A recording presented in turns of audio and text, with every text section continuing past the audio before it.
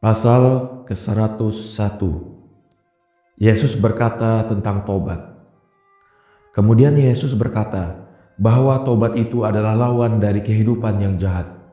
Dari sebab itu tiap panca indera harus mengerjakan sebaliknya yang dikerjakannya di waktu berdosa. Maka harus meratap sebagai gantinya bersenang-senang, dan menangis sebagai gantinya tertawa, dan berpuasa sebagai gantinya berlebih-lebihan, dan berjaga malam sebagai gantinya tidur, dan bekerja sebagai gantinya menganggur, dan wara sebagai gantinya syahwat.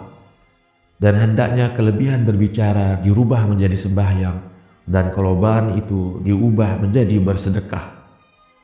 Lalu penulis ini menanyakan, akan tetapi jika mereka bertanya, bagaimana kami harus meratap, bagaimana kami harus menangis, bagaimana kami harus berpuasa, bagaimana kami harus giat, bagaimana kami harus tetap bersih, bagaimana kami harus sembahyang dan bersedekah, maka jawaban apakah yang harus diberikan? Dan bagaimanakah mereka dapat mengerjakan sebaik-baiknya siksaan badaniah itu jika mereka belum mengetahui bagaimana mereka harus bertobat? Yesus menjawab, sungguh baik pertanyaanmu ya Barnabas, dan aku akan menjawab atas semua itu dengan terperinci insya Allah. Tetapi hari ini aku akan berbicara dengan engkau masalah tobat secara umum, dan apa yang kukatakan kepada seorang juga kau katakan kepada semua orang. Jika demikian ketahuilah bahwa tobat itu harus dikerjakan lebih banyak dari segala sesuatu, hanya semata-mata karena cinta kepada Allah. Jika tidak, maka ia akan menjadi sia-sia belaka. Dan aku bercakap denganmu dengan perumpamaan. Tiap bangunan apabila dihilangkan pondasinya, pasti akan runtuh berjatuhan. Benarkah ini? Maka para murid menjawab, itu sungguh benar. Maka Yesus menyambung bahwa azas pokok keselamatan kita adalah Allah yang tiada keselamatan tanpa Dia. Maka ketika seorang manusia mengerjakan dosa, dia kehilangan asas keselamatannya. Dari itu kewajiban pertama adalah memulai membangun asas itu. Katakan kepadaku, jika kamu marah dari hamba-hambamu, kemudian kamu ketahui bahwa mereka itu tiada menyesal karena dimarahi, bahkan mereka menyesal karena dirugikan dalam upah mereka, apakah kamu akan mengampuni mereka itu? Tidak sama sekali. Sungguh kukatakan kepadamu bahwa Allah juga berbuat demikian terhadap mereka yang bertobat karena takut kehilangan surga. Sungguh setan itu adalah musuh tiap kebaikan, bagaikan seorang yang sangat menyesal karena ia kehilangan surga dan mendapat neraka.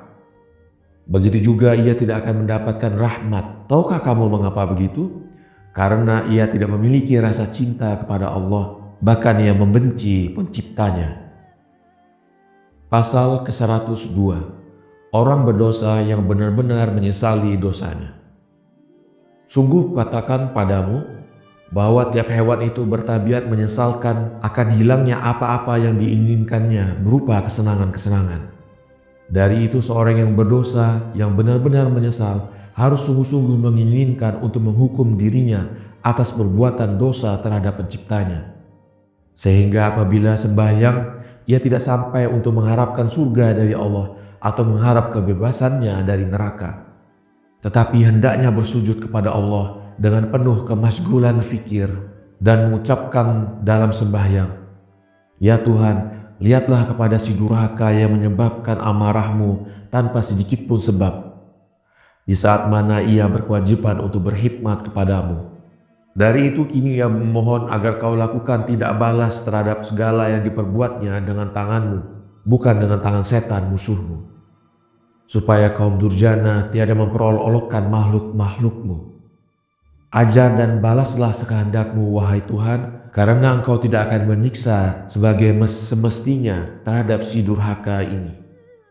Apabila yang berdoa itu menjalani cara yang seperti itu, maka ia akan menjumpai rahmat Allah melebihi kadar keadilan yang ia harapkan. Sungguh bahwa tertawanya seorang yang berdosa itu merupakan suatu kekejian yang terbenci, sehingga tepat benar apa yang dikatakan oleh Bapak kita Daud, bahwa dunia ini adalah merupakan lembah air mata. Ada seorang raja yang telah mengambil sebagai anak angkat salah satu dari hamba-hambanya dan dijadikannya penguasa atas segala yang dimilikinya. Lalu terjadi karena hasutan seorang penipu yang jahat sehingga si celaka itu jatuh dalam kemurkaan sang raja. Maka ia terkena suatu malapetaka yang besar, bukan saja terhadap segala yang dimilikinya, bahkan dia juga dihina dan dicopot daripadanya segala pekerjaan yang membawa keuntungan baginya tiap hari. Apakah kamu kira orang semacam itu bisa tertawa walau sekali?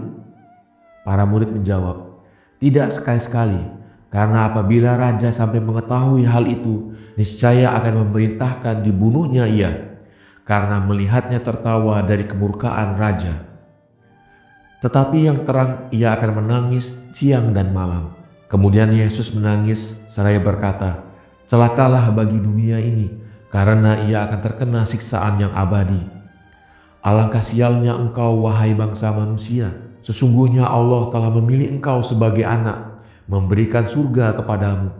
Tetapi engkau, wahai yang sial, telah jatuh di bawah kemurkaan Allah karena perbuatan setan, sehingga engkau terusir dari surga, dan engkau dihukum menempati bumi yang najis ini, di mana engkau akan mendapatkan segala sesuatu dengan kecapaian, sedang tiap amalmu yang saleh akan tersia-sia akibat penindakan dosa berulang kali.